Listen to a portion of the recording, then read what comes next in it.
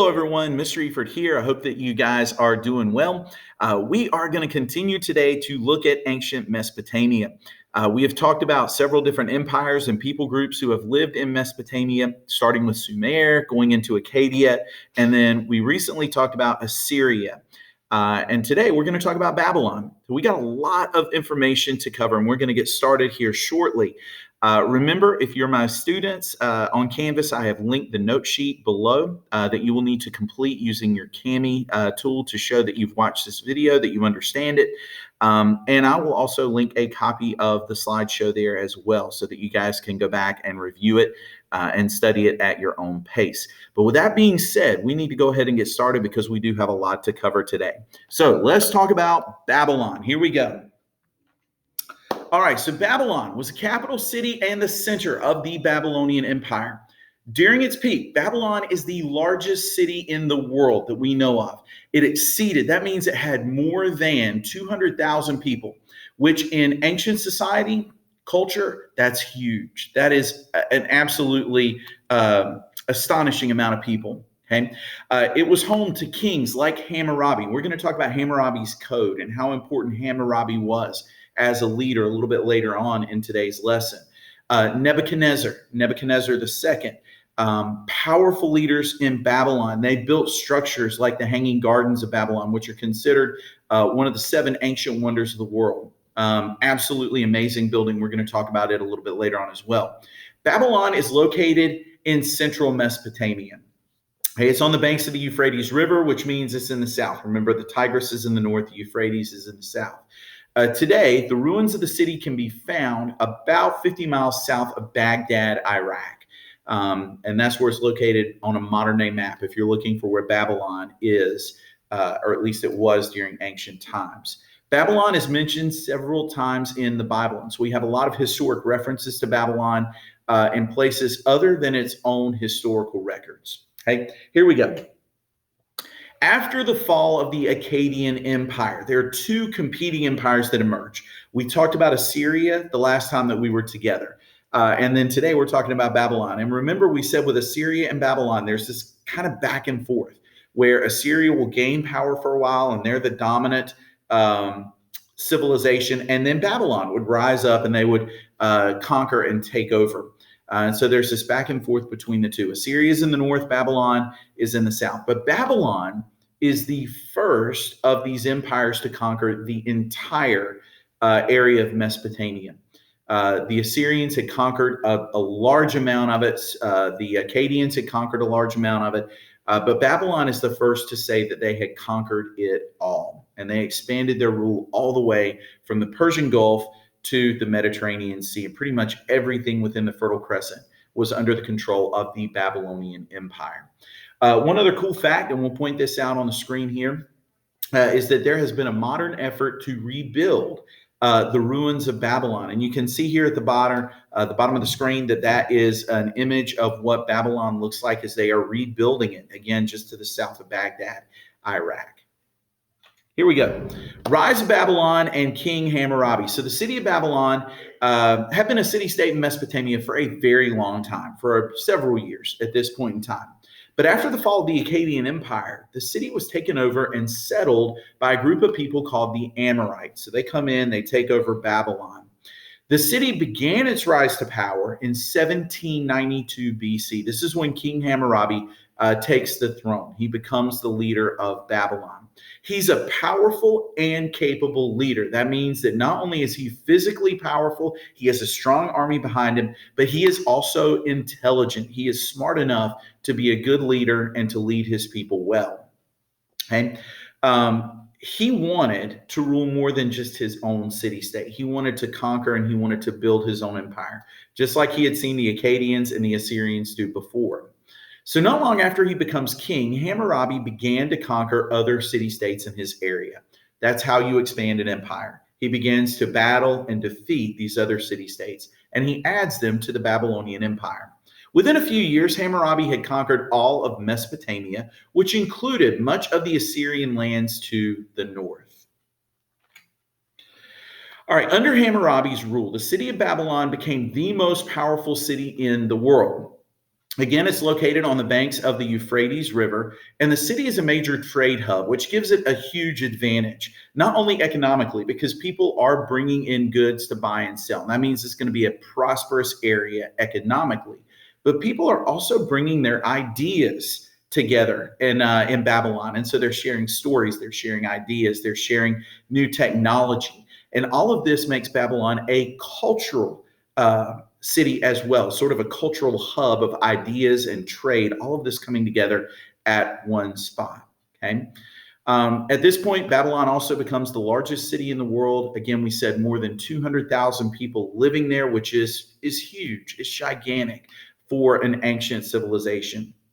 At the center of the city is a temple called a ziggurat. And we've talked about the ziggurats before, but this one is bigger than all of the ziggurats that we have seen before. It's a temple. We said it looks like a pyramid. It's a man-made mountain. Again, the Mesopotamians were the ones who created this because they wanted their gods to come and live in the city and protect them. So this goes back all the way to Sumer. They're building these ziggurats, but the Babylonians build the biggest one. Okay, we believe that the ziggurat in Babylon was around 300 feet tall. That is massive. That's a huge building, a huge structure. Okay. There was a wide street leading from the gates to the center of the city. The city was also famous for its gardens, its palaces, its towers, its artwork. It would have been an amazing sight to see, to go back and look at what ancient Babylon looked like at its height. All right, the city was also, we talked about this because of all the trade, it is a cultural center of the Babylonian Empire. It was here that art, science, music, mathematics, astronomy, and literature were able to flourish. And this is a depiction of what Babylon would have looked like at its height. All right, let's talk about Hammurabi's Code. This is a pretty interesting part of history here. King Hammurabi established firm laws called Hammurabi's Code. We talked about this when we talked about the 8 features of civilization. That when you have more people living together in a large city, and Babylon is huge, you've got 200,000 people living here, problems are going to emerge. There are going to be people who get into arguments. There are going to be people who commit crimes. There are going to be people who do things that they know that they shouldn't do. But if you don't have laws, you can't really control that. And so Hammurabi says, look, we're going to lay down the law. We're going to tell people exactly what they can and cannot do, and also lay out punishments for what a person gets when they do commit a crime. Because a law without a punishment is really, it's not going to accomplish what you want it to. People have to fear some sort of consequence if they're going to be obedient to the law. Okay? This is the first time in history that the law was written down. It was recorded on clay tablets and on tall pillars and stones, which are called stelas. The Hammurabi's Code that we would refer to and we look at is written on a stela. It's a large black stone. It's 6 foot tall. I'm 6 foot tall. I'm an average size guy, but the stone would have been as tall as I am, standing side by side. And it has 282 laws written on it in cuneiform form. Okay, you see here an image. This is the top of the stela that I was talking about that has Hammurabi's Code on it. You have an image of Hammurabi receiving the law. Okay, all right, here we go. Moving forward. All right, Hammurabi's Code consisted of 282 laws. Many of them were specific. They talked about very specific things that a person should or should not do. But they were meant to be guidelines to be used in similar circumstances. So maybe the law didn't address something specifically, but something happens that's very similar in nature to what's described in the law, then the law could be applied to that, and a similar punishment could be given if a person has committed a crime. Okay. There were laws that govern commerce. In other words, buying and selling things, like what wages should be, how trade should occur, what rental rates should look like. In ancient Babylon, the sale of slaves is included in this. There were laws which govern criminal behavior. This is what we most often think of when we think of laws. It described penalties for stealing or damaging someone else's property. What would happen if you caused personal damage to someone?